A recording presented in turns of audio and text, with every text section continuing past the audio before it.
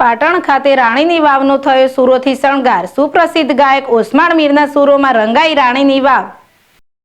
ગુજરાત સરકારના રમતગમત યુવા અને સાંસ્કૃતિક પ્રવૃત્તિઓ વિભાગ ગાંધીનગર દ્વારા રાજ્યના સુપ્રસિદ્ધ યાત્રાધામો ખાતે ઉત્સવોનું આયોજન થતું હોય છે, જે અન્વયે પાટણ જિલ્લાની આન બાન અને શાન એવી વિશ્વ વિરાસત રાણીની વાવ ખાતે 2 દિવસીય સંગીત સમારોહનું આયોજન કરવામાં આવ્યું છે।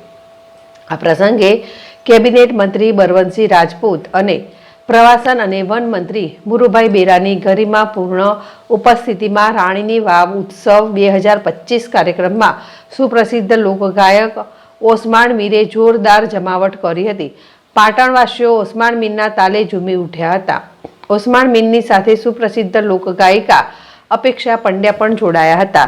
ગુજરાત સરકારના રમતગમત યુવા અને સાંસ્કૃતિક પ્રવૃત્તિઓ વિભાગ ગાંધીનગર તથા જિલ્લા વહીવટીતંત્ર પાટણના સંયુક્ત ઉપક્રમે વિશ્વ વિરાસત રાણીની વાવ ઉત્સવ 2025નું આયોજન કરવામાં આવ્યું છે, જેનો મુખ્ય ઉદ્દેશ આજના યુવાઓને ભારતીય સંસ્કૃતિ અને લોકકલાઓથી વાકેફ કરવાનો છે।